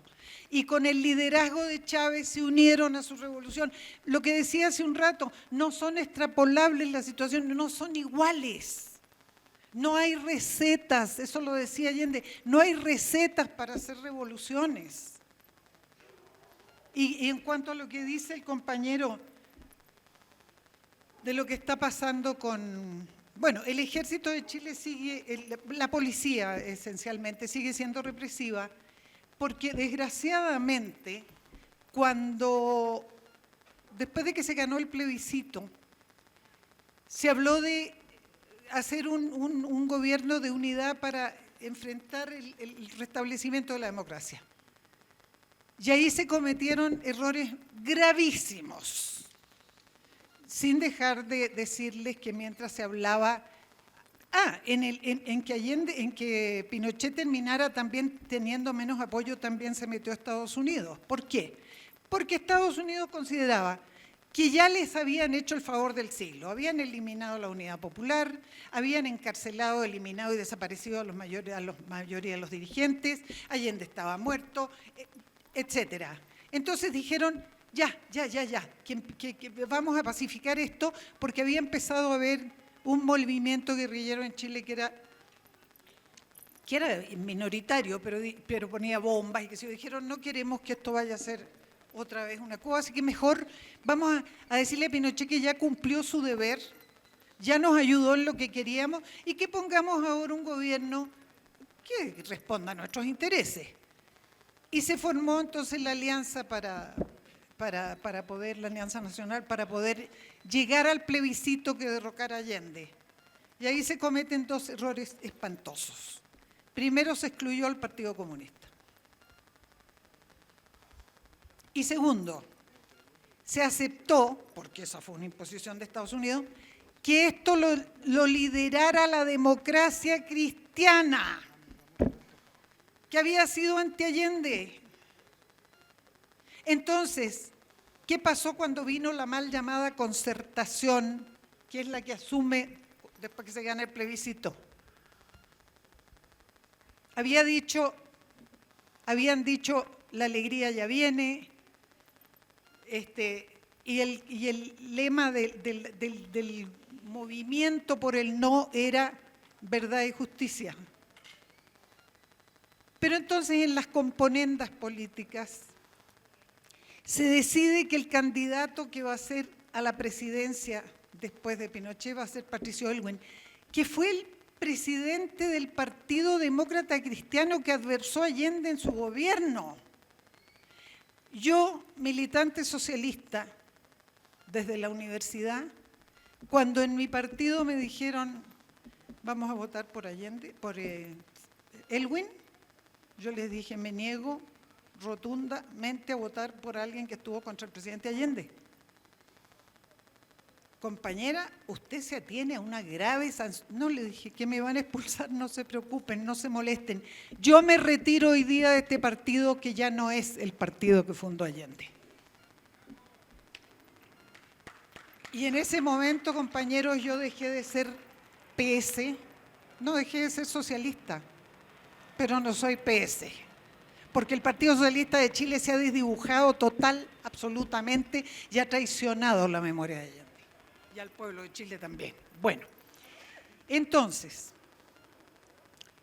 viene, claro, con esto se fue. Yo les voy a decir algo que es duro, pero que siempre lo digo y soy responsable de lo que digo. Se habló de que en Chile había, entre paréntesis, Aylwin, que gana con votos obviamente de los que habían sido allendistas, porque está ahí la gente de izquierda vota por él, para terminar con la dictadura, para ir a un gobierno de transición. Y cuando triunfa esta consigna que había sido verdad y justicia, el señor Aylwin la transforma en la siguiente, le pone un apellido, dice verdad y justicia en la medida de lo posible. Y la medida de lo posible la dan los que violaron los derechos humanos, pues. Entonces, es el contrasentido. Yo lo digo con mucho orgullo, yo soy allendista y esto fue una transacción y yo no la he apoyado, yo no he votado por ningún candidato de la concertación. Se habló de la transición a la democracia y yo digo responsablemente no fue una transición, fue una transacción. Los militares dijeron, los vamos a dejar gobernar después que hagan pero ustedes nos garantizan ¿cómo se llama? La inmunidad de Pinochet. Y me respetan la Constitución. Y Pinochet se murió en su cama, no fue juzgado, ya no digo condenado, no fue juzgado. Y además, ¿cómo puede ser democrático un país que gobierna con la Constitución de un dictador? Hasta el día de hoy la Constitución de Pinochet está vigente con algunos cambios cosméticos. Lo digo con mucha tristeza por mi país y lo digo con un enorme respeto por los que se la jugaron y perdieron la vida y fueron torturados y fueron expatriados y fueron desaparecidos por defender la memoria de Allende. Y en primer lugar, en memoria de Allende lo digo, es una vergüenza lo que han hecho. Continuamos y vamos a hacer una pequeña paréntesis más para decirles que les invitamos para que nos apoyen ahí con lo que gusten, un botecito que va a pasar la compañera Vicenta, lo que gusten ahí cooperarnos, ahí para seguir haciendo carteles de estos, ¿sí? Ahí va a pasar Vicenta con un botecito. Gracias, Vicenta. Bueno, continuamos con las preguntas. Hola, buenas tardes. Buenas tardes. Yo tengo dos preguntas breves. Una es que si es cierto que Fidel Castro habló con Allende y le dijo que armara a su pueblo y pues no lo armó, ¿verdad? Y la otra es, ¿por qué la actitud de Michelle Bachelet ahora a la fecha, verdad? Sí. Si cuando mataron a su padre, Así es. y hasta Bolsonaro se metió con ella últimamente y pues la veo muy tibia. Gracias. A ver, otra vez sale el tema de las armas. Por Dios que es recurrente el tema de las armas, compañera. Había explicado antes eso, pero bueno. Cuando la democracia cristiana y los otros partidos le exigen a Allende un estatuto de garantías constitucionales, además de eso, proclaman una ley de control de armas. La Constitución chilena decía textualmente que solo podían poseer armas las Fuerzas Armadas y la Policía Militarizada. Ya. Eso era constitucional. Allende firmó un estatuto de garantías constitucionales. Además, nunca había dicho que iba a llamar a la lucha armada, nunca lo planteó así. Porque decía, no estamos preparados para eso, nos tomaría, incluso, no lo decía, pero lo digo yo, ¿cuánto le tomó a los sandinistas después de Somoza armar su ejército? ¿40 años? 45, y Allende decía, no estamos en condiciones de tener un ejército popular armado, porque además de que tenemos un ejército prusiano que no ha perdido ni una guerra, esto tomaría muchos años, y mientras más pronto terminemos con la explotación de los pobres y su marginación, mejor, y podemos hacerlo por esta vía, para cortar el dolor del pueblo. Esa fue una cosa. Bueno, siguiente, compañera. La derecha, el Congreso en contra, promulga una ley de control de armas. Aparte de lo que decía la Constitución, hay una ley que dice, todo ciudadano que no pertenezca a las Fuerzas Armadas que sea encontrado poseyendo armas estará fuera de la ley. Esto era precisamente para que no fueran a entrar armas para entregarse al pueblo. Y yo les hago una pregunta que he hecho antes. ¿Por qué Allende no armó al pueblo? A ver, compañera, suponiendo que no hubiera la Constitución ni esa ley. Para hacer una lucha armada no solo hay que tener armas, hay que tener preparación. Y eso hay que hacerlo en la clandestinidad. Condiciones que no estaban dadas para ese gobierno. Y segundo, es un poco ingenuo pensar que Allende pudiera decir, o el Partido Socialista o el Comunista, a ver, compañeros, pasen mañana al sindicato tal a retirar sus ametralladoras, ¿o cierto? Por favor. No eran las condiciones de Chile, por favor, entiendan. No es que Allende estuviera en... A ver, no sé quién de ustedes lo sabe. Allende era presidente del Senado cuando triunfó la Revolución Cubana, el 1 de enero del año 62, ¿no? O 63, perdón por la... Perdón, del año 59, perdona compañeros. El 1 de enero del 59. Una semana después Allende, que era senador y que era presidente del Senado, viajó a La Habana para conocer a Fidel Castro y al Che. Les ofreció su apoyo incondicional y mantuvieron una amistad que duró hasta el fin de sus días. Ese era el que, según la izquierda, es un socialdemócrata, según la izquierda radical. Cosa que no hizo nadie más. Y voy a decir algo, porque para que podamos construir una cosa distinta hay que decir las verdades. Allende del Partido Socialista, senador socialista, reconoció la Revolución Cubana en el primer minuto. El Partido Comunista, compañero, esperó un mes hasta que el Kremlin dijera si en realidad, antes de reconocer el triunfo de la Revolución Cubana. Lo digo porque está documentado, pero Allende era el socialdemócrata, según esto. Aún más, cuando abatieron al Che Guevara en Bolivia, Allende era presidente del Senado. 3 sobrevivientes del Che pasaron la frontera chileno-boliviana para pedir asilo en Chile. Estaba gobernando Eduardo Frei Montalva, este demócrata cristiano. Les negó el asilo político y dio orden de apresarlos. Allende, senador de la República, dijo, yo los tomo bajo mi custodia y empezó a ver la forma de regresarlos a Cuba. Ningún país de Sudamérica o de Europa les daba una visa de tránsito para poder llegar a un lugar desde donde tomar un avión para llegar a Cuba. Entonces Allende dijo, yo me voy con ustedes. Se fue a la isla de Pascua, en Chile, en el medio del océano. De ahí viajó a Tahití y de Tahití viajó a Nueva Zelanda con estos 3 combatientes para ponerlos dentro de un avión que iba directamente a Cuba. Y cuando volvió a Chile dijo, es lo menos que yo podía hacer en homenaje al Che Guevara. Entonces, compañera, que Fidel le dijo arma al pueblo, entonces le digo, Sí, Fidel, ¿cómo no, Fidel? Porque a Allende, usted comprenderá, no se le había ocurrido. No, permítame decirle, no le falte el respeto al presidente Allende. Entonces, todo esto estuvo 44 años en la política, apoyando todo. Mire, cuando ilegalizaron al Partido Comunista, que en los comienzos del siglo XX en Chile, como en muchas otras partes, las pugnas entre socialistas y comunistas eran comunes, no estaban totalmente de acuerdo en muchas cosas.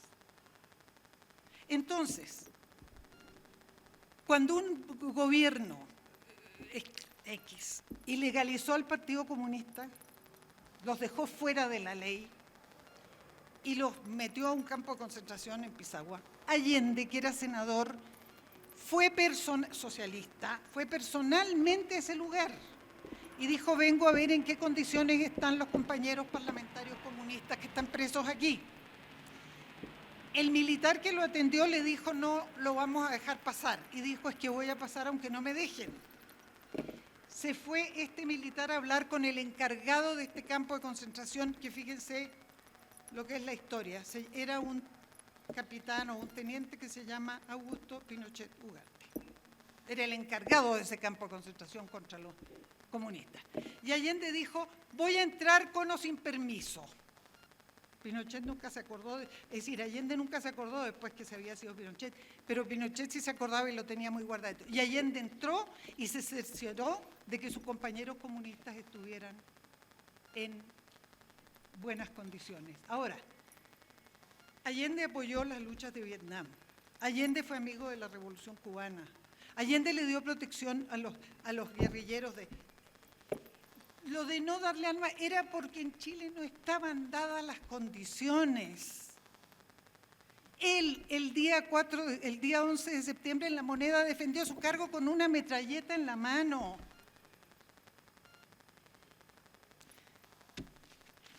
Hay una cierta fijación con eso de que había que armar. No, es que no es automático, no es tan fácil, no es una cuestión de voluntad, es una cuestión de conocer la realidad de tu país. Este país que vas a gobernar tiene estas condiciones. Ahora, bueno, no voy a pasar ese tema. ¿Algo más, por favor? En realidad, compañeros, en realidad ya contestó mucho de mi pregunta, porque la pregunta era: ¿qué relación tenía el gobierno de Allende con los países vecinos? ¿Y cuál fue la reacción de esos países vecinos al golpe de Estado en contra de Allende? Sí, cuando Allende asumió estábamos rodeados de dictaduras en Sudamérica, pues. Entonces, después en Argentina volvió Perón y estuvo Velasco Alvarado en Perú, estuvo Juan José Torres en Bolivia. Había cambiado el espectro ahí. ¿Cuál fue la reacción? Es decir, sí hubo solidaridad, pero es que estamos hablando de algo que hay que entender. La solidaridad no alcanza por sí misma para enfrentar al imperialismo. Lo que le ha costado a Cuba todos estos años, por Dios. Lo que le cuesta a cada país que propone un cambio violento. O sea, no sé, yo no soy una científica política, pero creo tener alguna lógica política. Hay cosas que se pueden y cosas que no se pueden. Ahora, los intereses creados son tremendamente fuertes. Tú ibas a decirme algo, compañero. La pregunta es si nos puede acompañar con una breve reflexión en la medida de su posibilidad respecto al enorme trabajo que durante el periodo del presidente Allende y su proyecto político desempeñó el arte y la cultura en la figura del poeta Pablo Neruda y el cantor del pueblo Víctor Jara. Enorme. Y quiero hablar de Víctor Jara porque tengo un amigo que se llama Rafael Pineda, que lo llamaré esta tarde, una persona que es mayor que yo, una generación, pero es un gran amigo del alma. Hoy por hoy ese señor es el ministro consejero de la Embajada Dominicana en Uruguay, y cuando él era joven, presidente de un movimiento de izquierda llamado Sur Futuro en mi país, estaba en Chile en el momento que fueron encarcelados los miles de allentistas en el Estadio Nacional, y él estuvo la noche en que le fueron cercenadas las manos al poeta, cantor del pueblo, Víctor Jara. Esa es la pregunta. Y una inquietud va, quiero llamar la atención sobre un punto importantísimo, cardinal de su ponencia, en el que nos llama a la reflexión de vigilar este proceso que hemos conquistado de la cuarta T, el proyecto de Andrés Manuel López Obrador, porque es posible que también sigan dadas las condiciones de naturaleza económica, política y hegemónica de los Estados Unidos para poder desestabilizar este proyecto político de Andrés Manuel de la manera en que comenzaron a hacerlo en Chile. En aquel entonces lo encabezó el secretario de Estado Kissinger de Nixon, y hoy por hoy, la vida, el que antes era muy joven secretario de Henry Kissinger, es el que hoy está llevando la política desestabilizadora tanto a Venezuela como a Bolivia, que es el nefasto Elliot Abrams. Elliot Abrams era entonces el secretario personal de Henry Kissinger, y hay quienes creen que murió. Henry Kissinger todavía está de la sombra del poder en los Estados Unidos y sigue siendo asesor del Pentágono y de la Casa Blanca. Buenas tardes. A ver, vieron que en las últimas palabras Allende dice: me dirijo a los jóvenes que pusieron música y alegraron este proceso. Indudablemente los conjuntos Quilapayún, Inti Illimani, Víctor Jara, Ángel Parra y muchos más contribuyeron a la campaña y al gobierno. El himno de la Unidad Popular que yo les puse al comienzo de esto lo canta el conjunto Inti Illimani. La canción Venceremos es del grupo Quilapayún. Hicieron un aporte enorme, es lo que me pregunta el compañero.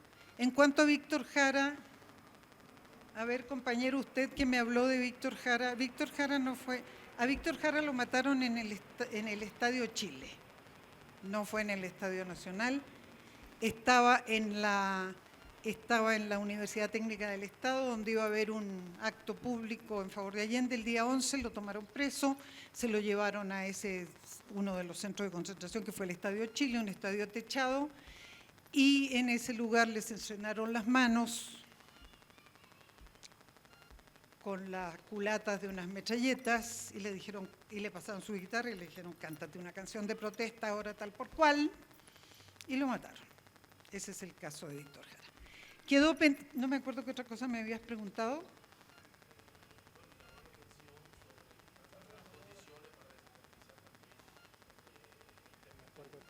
Ah, sí, eso lo dije en la vez anterior, pero sí, no, en eso no voy a... Sí, eso ya lo sabemos. A ver, ¿quién me preguntó? ¿Tú? ¿Sobre Bachelet? No, alguien me preguntó, la compañera. Ese es un caso terrible. A ver, cuando Allende inicia su proceso, sí hubo algunos militares que lo acompañaron. Por ejemplo, el general Alberto Bachelet, no me acuerdo del otro apellido. Como en Chile había escasez de alimentos y el Estado controlaba solo el 25% de la producción de alimentos, se fundaron las JAP, las Juntas de Abastecimientos y Precios, para que la distribución de los alimentos fuera lo más equitativa posible, que era cuando les decía que se trataba de mandar al centro, a la República, y no llegaban los alimentos. A la cabeza de esto puso al general de aviación Alberto Bachelet, que es el padre de Michelle Bachelet. Cuando vino el golpe, por haber sido colaborador de Allende y no estar de acuerdo con el golpe, lo tomaron preso en la Academia de Guerra de la Fuerza Aérea, donde fue brutalmente torturado, al punto de que el general Bachelet murió a causa de esas torturas. Bien. hija de Bachelet, doña Michelle Bachelet, Geria, cuando fue apresada Bachelet y estaba incomunicado, su esposa, la señora Ángela Geria, con algunos amigos en papelitos chicos le mandaba mensajes a su marido y de vuelta le traían mensajes de su marido porque estaba incomunicado. Cuando se dieron cuenta en la Fuerza Aérea de esto, de que había comunicación con este prisionero, decidieron tomar detenida a la señora Ángela Geria.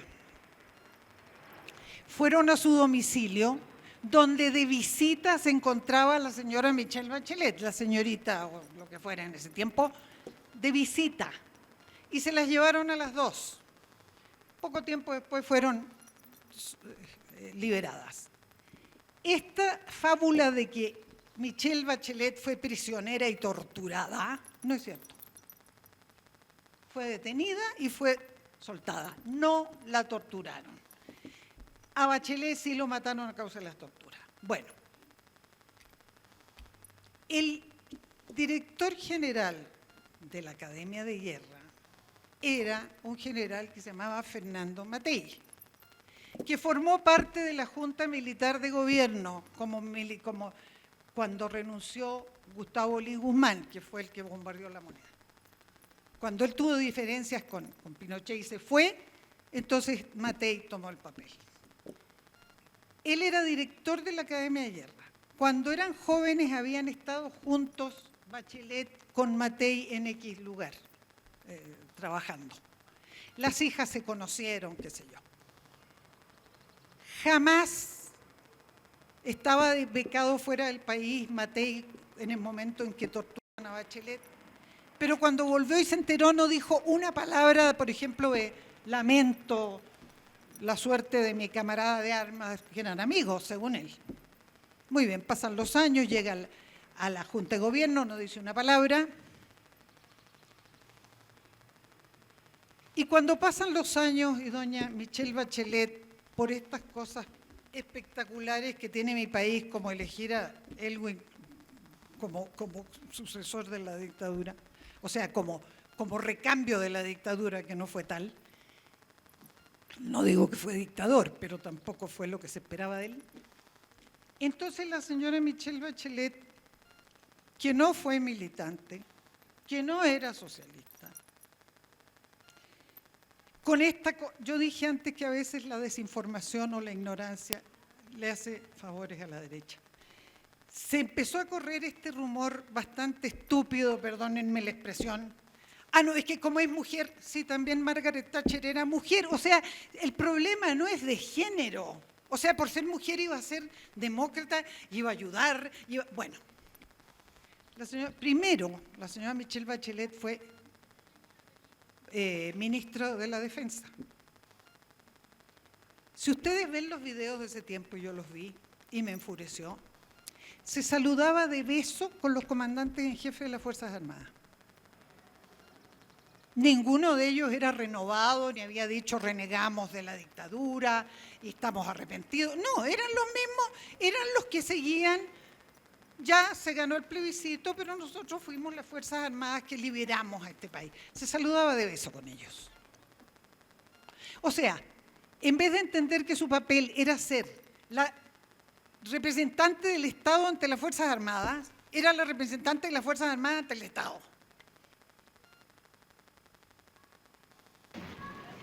Posteriormente, cuando ganó la primera vez, porque ahora ya se había reformado la Constitución y ya había segunda vuelta, cuando no ganó en primera vuelta y tenía que ir a la segunda vuelta, en el discurso de la primera vuelta habló, dio las gracias, no hizo ni una mención a Salvador Allende. La mayoría de sus votos fueron de gente que fue allendista. Cuando yo comento esto, ay, tú siempre tan pasada para la punta, ¿qué quieres? Que se enoje, ya, ok. Cuando gana la segunda vuelta y ya es proclamada presidenta, hace un discurso y dice, yo hoy quiero rendir homenaje a un gran hombre. Dije, al fin, Dios mío, mi padre volvió a no nombrar nunca Allende. Nunca jamás la presidenta Bachelet le ha hecho un homenaje a Salvador Allende. Nunca. Y después, ya para el colmo de los colmos, en su segundo mandato, porque como me dijo alguna vez un entrevistado, los pueblos tienen mala memoria y parece que nunca sufren lo suficiente. La eligieron por segunda vez. Cuando le eligieron, como a este imbécil que tenemos ahora, cuando le eligieron por segunda vez, se refirió a Fernando Matei como mi tío. El director de la Academia de Guerra, donde torturaron y murió su padre, ella le dice tío, no es su tío, le dice de cariño. Bueno, ¿qué se puede esperar? O sea, no, es que realmente es inconcebible. Entonces no me extraña que ahora, es decir, el cargo de comisionada, de alta comisionada de los derechos, le queda repetidamente grande. Entonces va a Venezuela y hace un informe. Y yo le pregunto siempre por Facebook, y nunca contestará a nadie de su recua, ¿qué está haciendo contra la represión de los mapuches en Chile? Ella, la alta comisionada de los derechos humanos de la ONU. En Chile hay un etnocidio contra el pueblo mapuche. Nada. Apalean a los estudiantes. Nada. La señora Bachelet es el... ¿Qué quiere que les diga? Tibia. Alguien me dijo que era tibia. Tibia. Viene siendo un piropo. Es menos que tibia.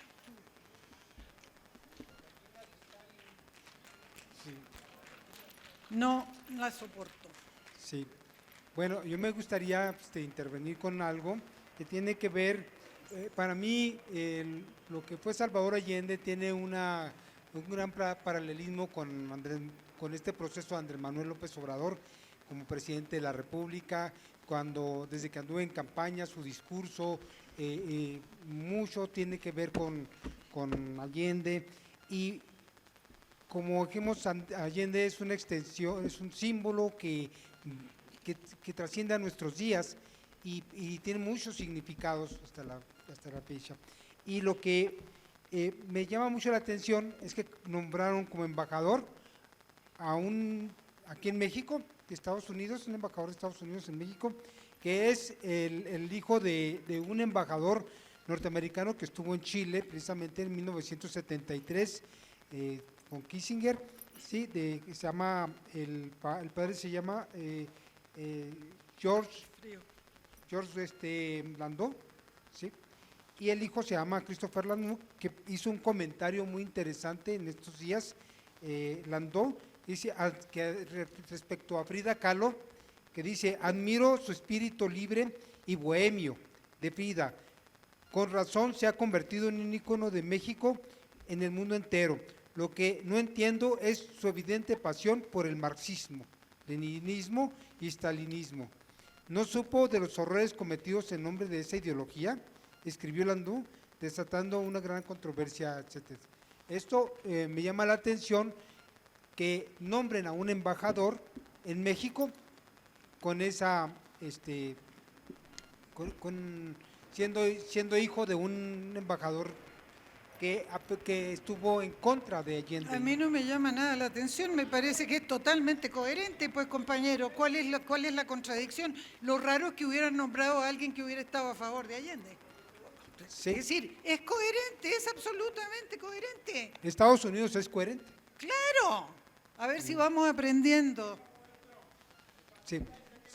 Claro, entonces les digo, bueno, yo creo que ha quedado contestado lo que ustedes querían, Sí. sus claudios compañeros. Les deseo el mayor de los éxitos en el proceso que están viviendo. Estoy absolutamente segura que Allende lo apoyaría con todo su corazón y quiero que cuiden su proceso, cuídenlo. Cuídense de los sectarismos, cuídense de las divisiones, estén vigilantes. En Chile, con la dictadura, mi país retrocedió más de 50 años. Creo que si este maravilloso proceso fracasara, aquí el retroceso sería espeluznante. Gracias. Muy bien. Un fuerte Y aplauso a la permítanme compañera. que termine, como siempre termino mis alocuciones, diciéndoles que estoy convencida. Les agradecí que me permitieran compartirles mi orgullo de ser allendista y termino como siempre digo, en las conciencias libres Allende vive. ¡Viva Allende! ¡Viva Allende! Sí. Bueno, antes voy a pedirles de favor que vamos a continuar para dos cosas. Una, para ofrecer un minuto de silencio al compañero Francisco Toledo, sí, quien falleció en estos días, y también para hacerles la invitación para el próximo sábado, que se llama La Revolución de Independencia de México y América Latina en el contexto actual. Simón Bolívar y Miguel Hidalgo, ejes fundamentales. Reflexión y análisis con Francisco Estrada, historiador de México, Giovanni Villalobos, sociólogo de Venezuela, ¿sí? Y con la participación de dos compañeros también que se llaman Miguel Ángel Sánchez, con dos historiadores, Miguel Ángel Sánchez y, por confirmar, Eduardo Pérez. Perdón, ya está confirmado. Y bueno, ellos van a estar aquí y vamos a ofrecer un minuto de silencio al compañero Francisco Toledo, quien falleció esta semana, un extraordinario artista, sí, un luchador social extraordinario, por quien merece que ofrezcamos un minuto de silencio. Vamos a iniciar, Francisco Toledo, tú no mides tiempo. Sí, gracias.